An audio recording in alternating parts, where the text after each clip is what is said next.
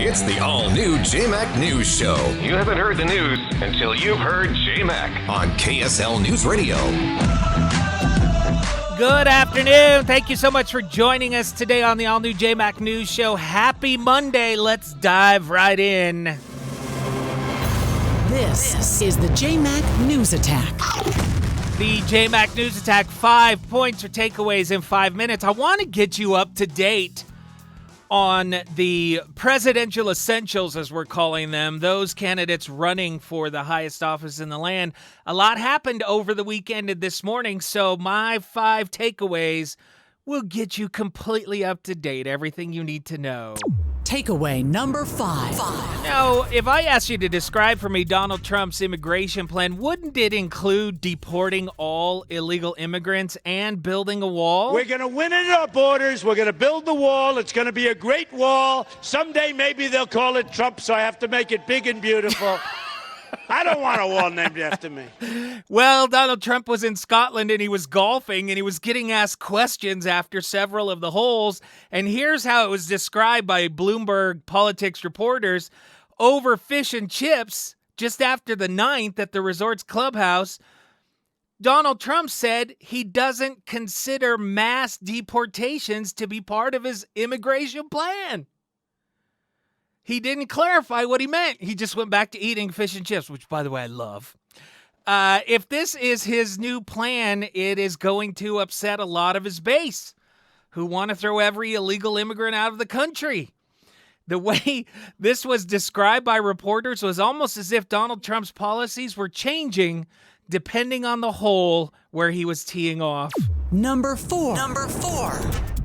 The New York Times also reported on some things that Donald Trump said at the 14th hole and the 18th hole, which again call into question Trump's policies. Donald J. Trump is calling for a total and complete shutdown of Muslims entering the United States until our country's representatives can figure out what the hell is going on.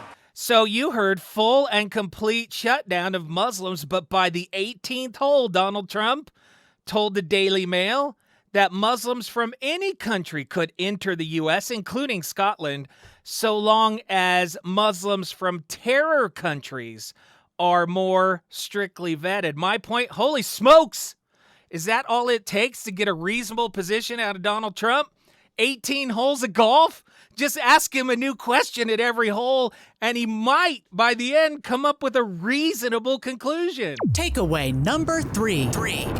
Oh, we also saw today, this morning, Hillary Clinton and Elizabeth Warren get out on the campaign trail. Donald Trump says he'll make America great again. It's right there. No, it's stamped on the front of his goofy hat. You want to see Goofy? Look at him in that hat. Wow. We learned that Elizabeth Warren is on the short list for VP, and today's event was potentially a trial balloon to see how they would fare together. Most who attended described the duo as electric. Number 2.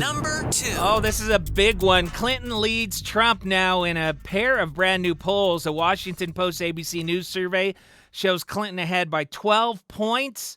A Wall Street Journal NBC News poll, meanwhile, pegs Clinton's lead at 5 points. Either way, these polls show that Donald Trump is declining in national popularity, not increasing. He has yet to show he can be competitive in a national election. He appears to be sliding. He's not gaining momentum.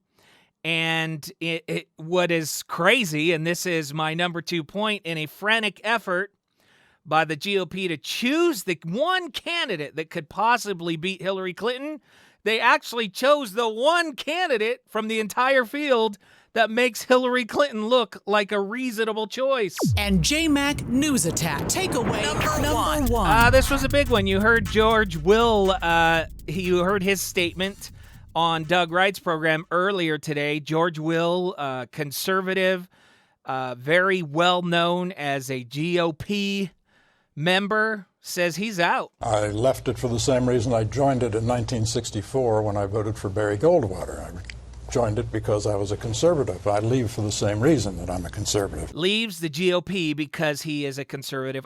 Here's my point. I can't tell you how much I appreciate it when somebody stands for their beliefs instead of compromising them for the sake of party, power, or some other reason. Of course, Donald Trump did what he always does when someone disagrees with him. He attacked via Twitter. He said, George Will, one of the most overrated political pundits who lost his way a long time ago, has left the Republican Party. I believe that many members of the GOP are now asking themselves the same question. How far will I be asked to bend before this party no longer represents me? The JayMac News Attack.